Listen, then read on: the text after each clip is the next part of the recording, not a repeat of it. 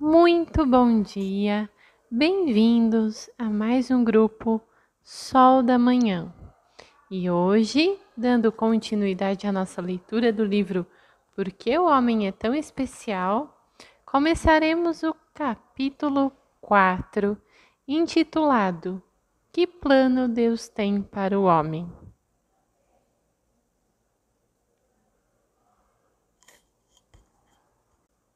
Depois do que foi exposto nos capítulos anteriores, surge uma indagação. O que Deus espera para nós?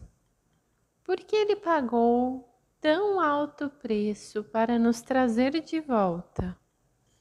O apóstolo Paulo, em sua carta aos Efésios, faz uma oração ao Pai, para que o Deus de nosso Senhor Jesus Cristo, o Pai da glória, vos conceda o espírito de sabedoria e de revelação no pleno conhecimento dele, iluminados os olhos do vosso coração, para saberdes qual é a esperança do vosso chamamento, qual a riqueza da glória da sua herança nos santos, e qual a suprema grandeza do seu poder para com os que cremos, segundo a eficácia da força do seu poder, o qual exerceu ele em Cristo, ressuscitando-o dentre os mortos e fazendo-o sentar à sua direita nos lugares celestiais, acima de todo principado e potestade, e poder e domínio, e de todo nome que se possa referir, não só no presente século, mas também no vindouro,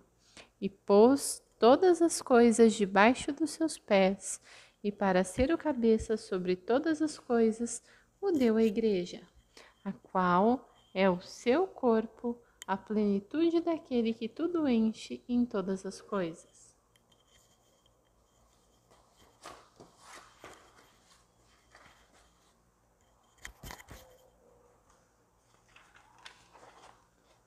Qual é a esperança do nosso chamamento? Que Deus nos ilumine para realmente sabermos qual é a esperança do nosso chamamento, qual é a riqueza da glória da sua herança, que nos redimiu e regenerou. O nosso Deus, o Pai da glória, deposita muita esperança no homem que ele criou com seu sopro. Este homem, criado com tanto carinho, foi enganado por Satanás e caiu em pecado. Mas Deus não o abandonou. Antes, por causa do seu grande amor, enviou seu próprio Filho que veio em carne para nos salvar por sua morte na cruz. A esperança de Deus reside na capacidade que o homem tem de receber a sua vida, sendo que, se ele deixar essa vida crescer e amadurecer, introduzirá o reino de Deus na terra e reinará com seu Filho no mundo que há de vir. Deus não socorre a anjos. O livro de Hebreus afirma: ele evidentemente não socorre anjos, mas socorre a descendência de Abraão. Depois da queda de Lúcifer, os anjos não têm possibilidade de recuperação para serem usados na administração dos assuntos divinos. Dessa forma, o homem tornou-se o centro das atenções de Deus, porque foi criado com o sopro do Eterno e é a única criatura capaz de receber a vida eterna, a vida divina em seu espírito, e por isso Deus está disposto a socorrê-lo. Diferente dos anjos, há sempre esperança para o homem, mesmo que seja mortalmente ferido pelo pecado. No livro de Jó lemos: porque há esperança para a árvore, pois, mesmo cortada, ainda se renovará, e não cessarão seus rebentos. Se envelhecer na terra a sua raiz, e no chão morrer o seu tronco, ao cheiro das águas brotará, e dará ramos como planta nova. Jó não sabia, mas ele profetizou com relação ao homem, mesmo derrotado, abatido, ao cheiro das águas divinas, ele se renovará, brotará e dará ramos como uma planta nova. Louvado seja o Senhor, pois fez o homem algo tão especial para ele. Tudo o que relatamos é comprovado pelo autor de Hebreus, pois a qual dos anjos disse jamais: tu és meu filho e eu te gerei. E outra vez, eu lhe serei pai e ele me será filho. Os anjos são seres espirituais, mas não foram criados para receber a vida de Deus. O homem, Jesus, alcançou a plena filiação em sua ressurreição e foi gerado como filho primogênito de Deus. No livro de Atos, lemos: como Deus a cumpriu plenamente a nós, seus filhos, ressuscitando Jesus, como também está escrito no Salmo 2: tu és meu filho, eu hoje te gerei. No momento em que Deus admitiu o primeiro homem, Jesus, e para dentro da sua glória, esse homem tornou-se superior aos anjos. E novamente, ao introduzir o primogênito no mundo, diz: e todos os anjos o adorem. Embora Deus já tenha determinado que o mundo que há de vir não será entregue ao governo dos anjos, mas ao homem, ele sabe que este por si só não tem a mínima condição de assumir essa responsabilidade. No plano de Deus, o homem seria coroado de glória e de honra, a fim dele sujeitar todas as coisas debaixo de seus pés. Entretanto, ainda não vemos todas as coisas a ele sujeitas. O autor do livro de Hebreus revela a solução. Vemos, todavia, aquele que por um pouco, tendo sido feito menor do que os anjos, Jesus, por causa do sofrimento da morte, foi coroado de glória e de honra, para que pela graça de Deus provasse a morte por todo homem. Porque convinha que aquele por cuja causa e por quem todas as coisas existem, conduzindo muitos filhos à glória, aperfeiçoasse por meio dos sofrimentos o autor da salvação deles. Pela sua imensa graça, Deus enviou seu Filho até nós, o qual não julgou como usurpação o ser igual a Deus, mas antes a si mesmo se esvaziou, assumindo a forma de servo, tornando-se em semelhança aos homens e reconhecido em figura humana. A si mesmo se humilhou, tornando-se obediente até a morte e morte de cruz, a fim de se tornar o modelo para o homem. Jesus viveu na terra esvaziado de si mesmo, da sua própria vontade, da sua opinião e até da sua liberdade de ir e vir. Certa vez Jesus disse aos judeus: em verdade vos digo, que o filho nada pode fazer de si mesmo, senão somente aquilo que vir fazer o Pai. Porque tudo que este fizer, o filho também semelhantemente o faz. Eu nada posso fazer em mim mesmo. Na forma porque ouço, julgo. O meu juízo é justo, porque não procuro a minha própria vontade, e sim a daquele que me enviou.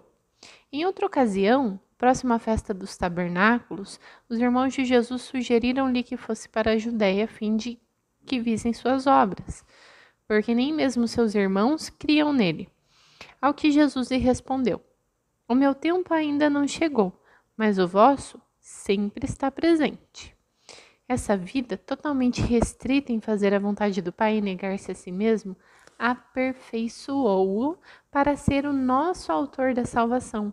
Conforme já falamos, em sua ressurreição, Deus Pai recebeu em sua glória, reconhecendo o homem Jesus como seu filho primogênito.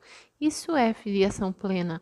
Agora, o filho primogênito tem a missão de conduzir os outros muitos filhos de Deus à glória.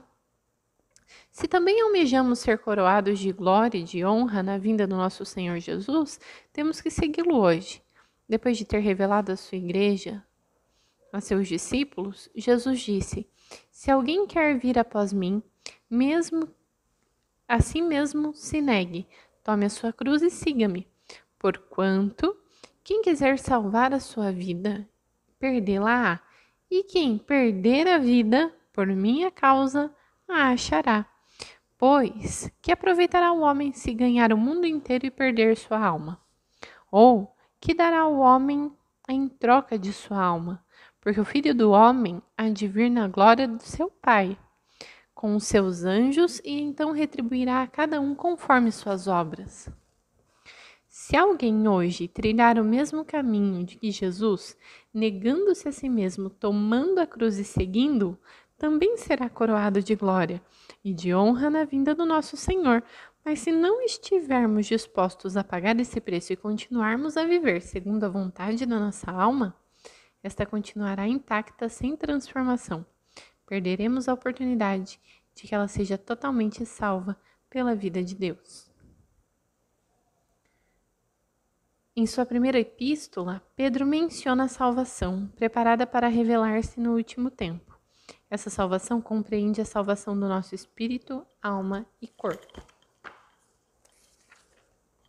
A salvação do espírito ocorre no momento em que cremos no Senhor Jesus, quando o nosso espírito é regenerado, isto é, nascemos de novo, nascemos do espírito, nascemos de Deus. Como foi dito anteriormente, na conversa que teve com Nicodemos, Jesus afirmou: em verdade te digo que se alguém não nascer de novo, não pode ver o reino de Deus. Quem não nascer da água e do espírito não pode entrar no reino de Deus. Para fazer parte do reino vegetal, é necessário ter a vida vegetal. Para fazer parte do reino animal, é preciso ter a vida animal. Assim, semelhantemente, para fazer parte do reino de Deus, é preciso ter a vida divina. Portanto, é necessário nascer de novo, nascer de Deus. Esta é a salvação do espírito. Voltemos à primeira epístola de Pedro, onde ele menciona a salvação completa de Deus.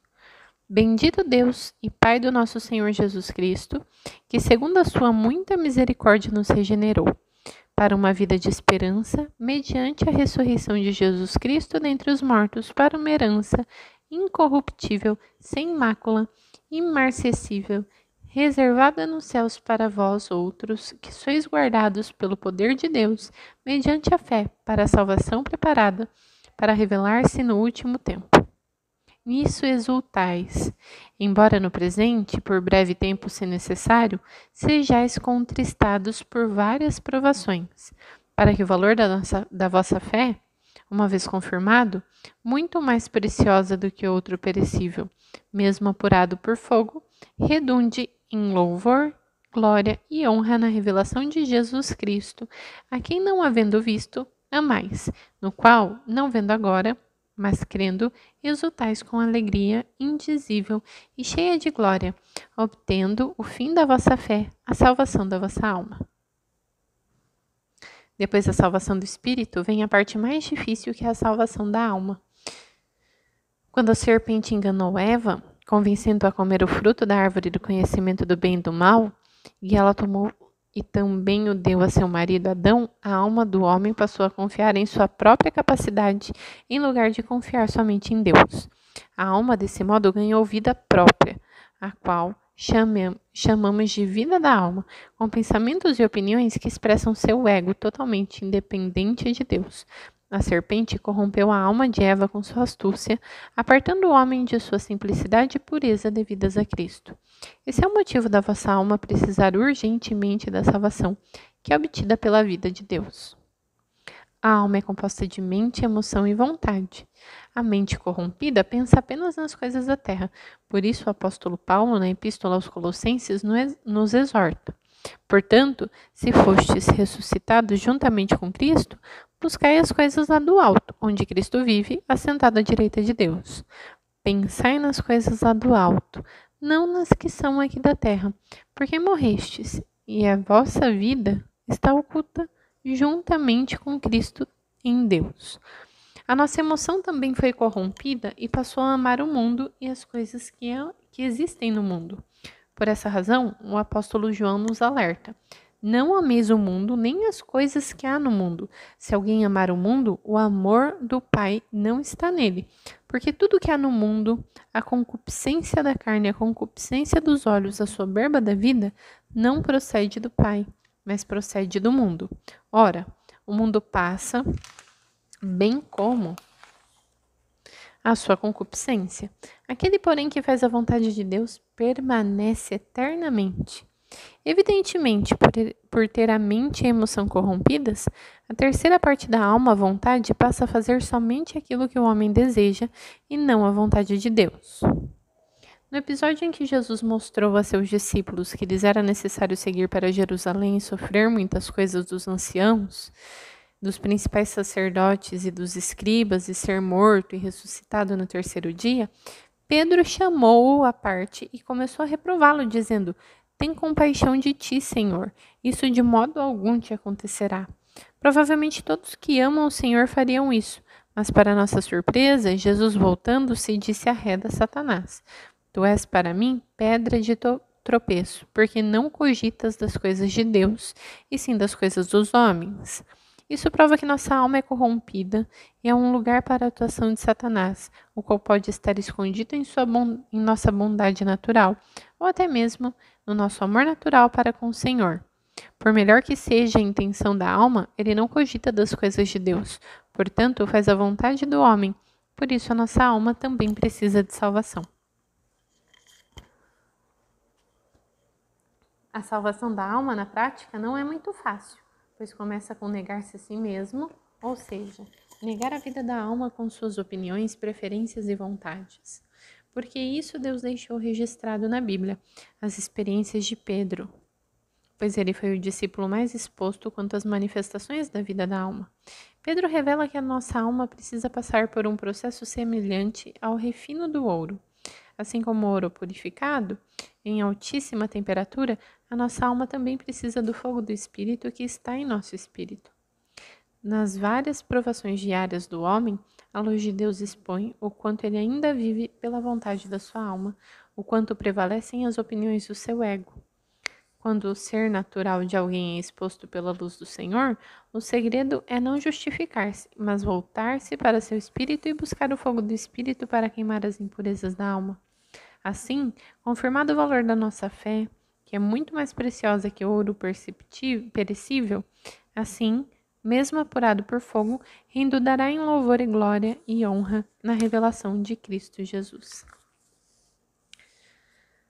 A salvação do Espírito ocorreu no momento em que cremos no Senhor Jesus. A salvação da alma terá a duração de toda a nossa vida, portanto é a parte mais difícil. E por fim, a salvação do corpo se dará na segunda vinda do nosso Senhor Jesus Cristo.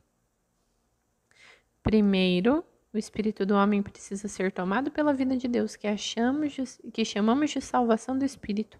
Em segundo lugar, sua alma também é tomada pela vida de Deus, gradualmente, dia a dia. A isso chamamos salvação da alma, ou seja, o crescimento da vida espiritual até a plenitude de filho maduro de Deus. E por fim, o seu corpo, feito do pó, da terra, material mortal, será trocado por um corpo incorruptível, espiritual e imortal. A esse processo chamamos de salvação ou redenção do corpo.